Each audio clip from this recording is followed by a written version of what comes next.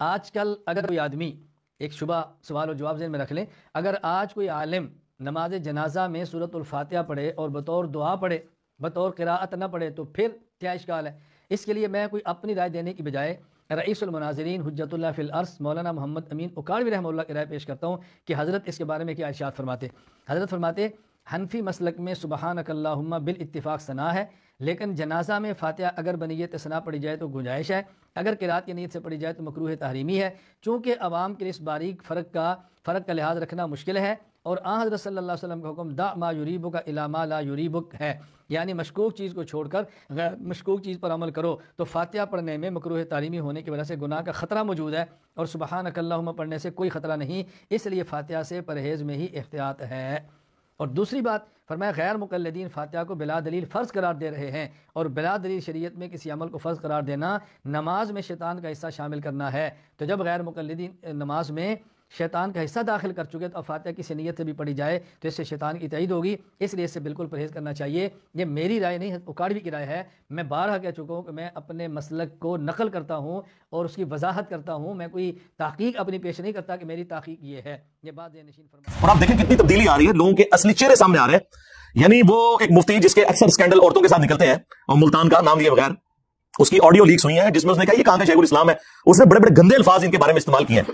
تو میرا خیال ہے یہ بات ہمارے اسٹوڈنٹس کو اور باقی امت کو بتانے کے لیے کافی ہے کہ اگر ایک فرقے کا مفتی اعظم پلانٹ ارتھ دیوبند مفتی تقی عثمانی ایک مسئلے میں فقہ حنفی سے ذرا سا ڈیویٹ کرے تو اس کے اپنے علماء اسے شیخ الاسلام سے نہیں اسلام سے خارج کر دیتے ہیں۔ تو سرکار مجھے آپ کو کہاں سے انہوں نے قبول کرنا ہے؟ لہٰذا جہاں کہیں آپ کو کوئی وہم ہے نا کہ ان کے ساتھ کوئی مل بیٹھ کے کوئی بات ہو سکتی ہے، نہ یہ کہانی ختم، ان کے ساتھ کوئی کمپرومائز نہیں ہو سکتا۔ ان کے ساتھ اتنی کمپرومائز کافی ہے کہ ہم ان کے پیچھے نمازیں پڑھتے ہیں، مسجد الگ بھی بناتے ہیں، انہی کی مسجدوں میں نماز پڑھتے ہیں، ان کے پیچھے پڑھتے ہیں، چندہ ان کو دیتے ہیں، ٹھیک ہے جی، یہ ان کے ساتھ اتنا کمپرومائز کافی ہے۔ باقی آپ کہیں کہ یہ اکٹھے ہو سکتے ہیں کبھی بھی؟ ہاں، اکٹھے ہونے کی پہلی شرط یہ ہے کہ سب سے پہلے اپنا فرقہ آپ کو چھوڑنا ہوگا۔ ویسے تو کہتے ہیں نا جی اپنا چھوڑو نا کسی کا چھیڑو نا، گمراہ ہی مر جاؤ، یعنی کہ مطلب یہ کہ اگر قادیانی ہو تو اپنا چھوڑو نا کسی کو چھیڑ، نہیں ہوتے آئی گمراہ ہے سرکار، تو آپ کے بارے میں بھی تو یہ کہتے ہیں نا۔ اور اسی وجہ سے شاہ ولی اللہ دہلوی نے اس میں یہ بھی سجیسٹ کیا کہ میری رائے یہ ہے کہ اب جب کہ ہمارے پاس احادیث کا خزانہ آ چکا ہے، ہمیں چاہیے کہ ہم ان سارے فقہاء کرام کی تعلیمات کو جوڑ کر احادیث کی روشنی میں دیکھیں اور ایک نئی فقہ مرتب کریں جس میں جو مسئلے امام حنیفہ کے درست ہیں وہ لے لیے جائیں، جو امام شافعی کے درست ہیں وہ لے لیے جائیں۔ سرکار یہی بات ہم کر رہے ہیں، اور شاہ ولی اللہ دہلوی لکھ کے گئے ہیں، لیکن سرکار شاہ ولی اللہ وائرل نہیں ہوئے تھے نا، انجینئر صاحب وائرل ہو گئے۔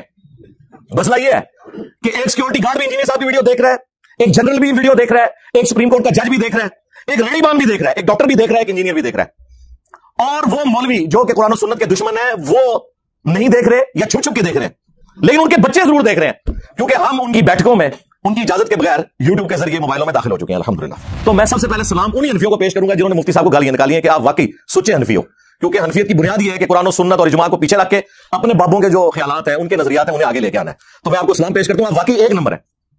اور جو دوسرے مفتی صاحب کا دفاع کر رہے ہیں، میں انہیں دعوت توبہ پیش کرتا ہوں کہ یا تو وہ اپنے اس فقہ کو چھوڑیں، یہ دو کشتیوں کے مسافر نہ بنے کہ بیک وقت دونوں چیزوں کو پیرلل میں آپ لے کے چل رہے ہیں۔ مان لے کے غلطی ہوئی ہے، ویسے تو بڑے فقیہ کہتے ہیں کہ جی وہ تو ائمہ کرام کے اقوال ہیں کہ ہماری کوئی بات بھی قرآن و سنت کے خلاف ہو تو اسے چھوڑ دو، دیکھو ہم اندھی تقلید نہیں کرتے، اور فخریہ یہ بات بتاتے ہیں، لیکن پریکٹیکلی کوئی ایک بات انہیں بتا کے بتائیں، اور دیکھیں ان کے چہرے بتائیں گے کہ ان کے اوپر کیسی ناگواری آئے گی۔ قرآن و سنت کی دشمنی ان کی گھٹی کے اندر آ چکی ہوئی ہے۔ تو نبی علیہ السلام نے تو کہا کہ یہ جو پوچھ پوچھ کے چل رہے ہو نا، دیکھ لو کہ یہ جو پوچھ کے چل رہے ہو وہ صحیح بات بتا رہے ہیں یا اللہ کی وحی کے خلاف بتا رہے ہیں۔ تبھی کہا نا کہ تم اپنے علماء کی باتوں کو اللہ کی شریعت کے خلاف مان لیا کرتے تھے، تو اس کا مطلب ہے کہ ہر بندے نے دیکھنا ہے کہ یہ مولوی کوڑ پہ مارتا ہے یا سچ پہ کہتا ہے، یہی مطلب ہوا نا۔ وہاں تو کسی نے کہا کہ جی ہم تو ناقص العقل ہیں، ہم جاہل ہیں، ہم کیسے دیکھ سکتے ہیں کہ قرآن و سنت میں کیا لکھا ہوا ہے یا رسول اللہ، یہ تو علماء کا کام ہے نا۔ تو دیکھ لیں اس سے یہ بھی رزلٹ نکلتا ہے۔ اور ڈگری ان کی اس کی اوقات یہ ہے کہ بریلوی دیوبندیوں کو جاہل کہتے ہیں، دیوبندی بریلویوں کے علماء کو جاہل کہتے ہیں، سنی شیعہ کے شیعہ سنی کے، یہ ٹوٹل اوقات ہے ان کی ڈگریوں کی۔ اور ہماری ڈگری صحیح بخاری میں بلغوا عنی ولو آیہ، پہنچا دو میری طرف سے خواہ ایک آیت ہی آتی ہو۔ یہ نبی علیہ السلام نے ہماری ذمہ داری لگائی ہے۔ صحیح بخاری میں حدیث ہے، حضرت عبداللہ ابن عباس رضی اللہ تعالی عنہما نے جنازے میں سورہ فاتحہ پڑھی اور تھوڑی بلند آواز سے پڑھی۔ سنن نسائی میں یہ الفاظ موجود ہے کہ انہوں نے جہرن پڑھی، اور بعد میں انہوں نے جو مقتدی تھے انہیں بتایا کہ یہ میں نے اس لیے بلند آواز سے پڑھی ہے تاکہ تمہیں میں بتاؤں کہ جنازے میں سورہ فاتحہ پڑھنا سنت ہے، یعنی نبی علیہ السلام کا طریقہ ہے۔ یہ سنت وہ نہیں جو یہ مولویوں نے بنائی ہے کہ رفع یدین سنت ہے کہ فرض ہے، نہیں، صحابہ کرام کے زمانے میں یہ والی چلاکیاں نہیں ہوتی تھی جو یہ کرتے ہیں۔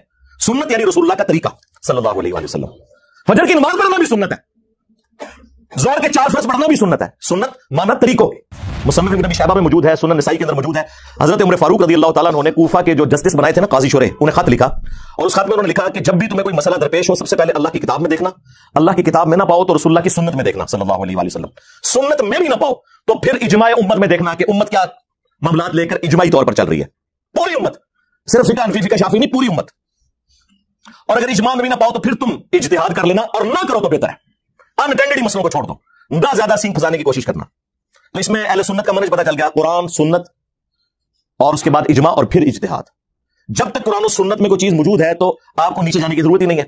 वो साहबी कहते हैं जब वो मैंने दुआएं सुनी ना तो मैंने तमन्ना की कि काश आज इस मैयत की जगह मेरी मैयत रखी होती और अल्लाह के नबी मुझ पे ये दुआएं पढ़ रहे होते सल्लल्लाहु अलैहि वसल्लम, सल्लु अला मुहम्मद व आलि मुहम्मद, अल्लाहुम्मा सल्लि अला मुहम्मद व अला आलि मुहम्मद। बल्कि मुसन्नफ इब्न अबी शैबा में इब्राहीम नखी का कौल है जिसके ऊपर पूरी फिक्र हनफी खड़ी हुई है, क्योंकि वो कहते हैं कि इमाम हनीफा जो है वो इनके पोता शागिर्द हैं, उनकी मसनद पे आके बैठे हैं।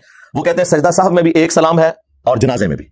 अच्छा, वो पहली बात पे तो हनफी अमल कर रहे हैं। सजदा साहब के तो 5 तरीके साबित है, जिस तरीके से हनफी करते हैं वो भी साबित है, ताबईन से हम उसे गलत नहीं कहते। लेकिन जहां से वो ले रहे हैं उसमें मौजूद है कि साहब में एक सलाम है, यानी तशहुद पढ़ने के बाद एक सलाम फेरना है आपने और फिर 2 सजदे करने हैं। जो बाद में आप 2 सलाम फेरते हैं वो तो नमाज मुकम्मल करने के होते हैं। और जनाजे में भी एक सलाम है।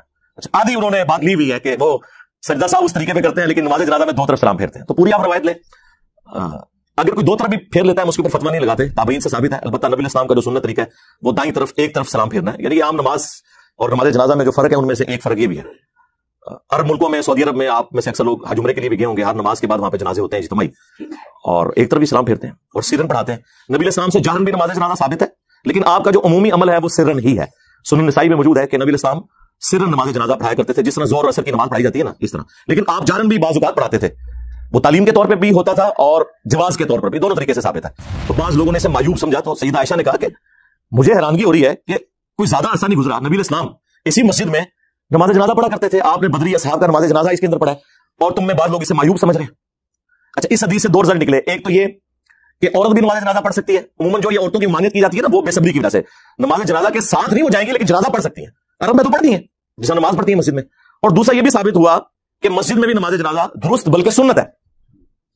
और तीसरी एक और बात भी साबित हुई कि जो कीड़े निकालने वाले हैं ना और कुरान और सुन्नत को कम फहमी की वजह से इग्नोर करने वाले हैं, वो उस जमाने में भी मौजूद थे। ज़ाहिर है वो बरेलवी जो बंदी तो नहीं थे ना जो मुखालफत कर रहे थे, ज़ाहिर है न्यू मुस्लिम होंगे, उन्हें चीजों का इतना आइडिया नहीं होगा। और अम्मा आयशा ने उनकी सलामुल्लाहि अलैहा इस्लाह फरमाई। फिक़ह हनफी के 3 बड़े मसाइल ऐसे हैं जो जिससे वो खुद रुजू कर चुके हैं।